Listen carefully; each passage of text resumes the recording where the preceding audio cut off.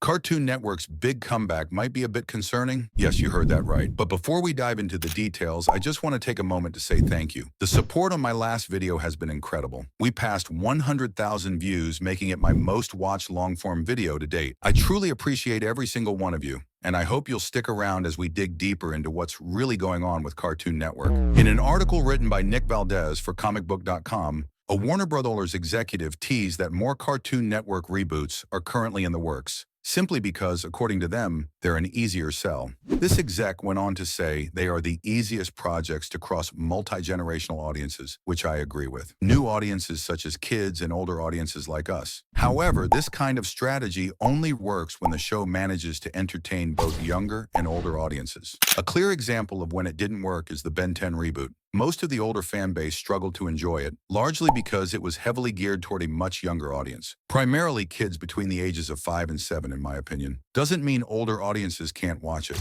In a recent report with Bloomberg, Cartoon Network's classic IPs are likely going to be rebooted as they just make good business sense for what Warner Brothers Animation as a whole is trying to accomplish its animated shows. Now, if this is true, it raises concern. There's less room for original IPs to grow and thrive when time slots are being dominated by reboots. Cartoon Network's golden era was built on the success of original shows, so it's a little worrying to see how the industry is shifting. It feels like original projects aren't being given the time or support they need to develop and find their audience. Then again, kids are watching Netflix and YouTube Shorts nowadays. However, all is not lost. Warner Brothers executive Vanessa Brookman noted to Bloomberg that the company is still looking ahead to making original projects for Cartoon Network, such as a currently airing series like Ianu, but reboots of its older projects make good business sense. Not only are these reboots easier to market to global audiences of all ages, as adults are more likely to show these reboots to their kids, but it all works towards building the kind of multi-generational appeal that Cartoon Network as a whole is looking for. As Brookman noted about the idea, the easiest way for me to do that now is to do it with our really beloved IP. As I mentioned in my previous videos,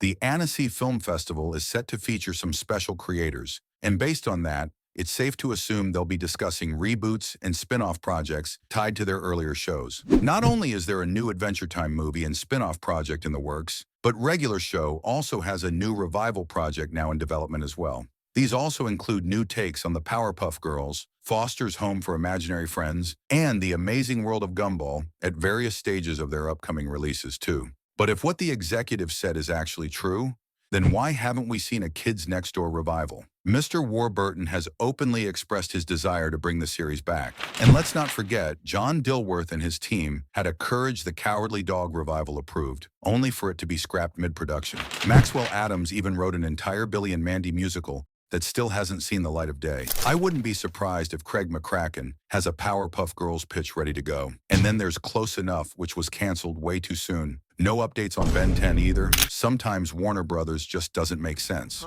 But that's all for now. Let me know your thoughts below, and thanks for watching. If you did enjoy this video, be sure to hit that like button and subscribe for more content. Thanks for watching.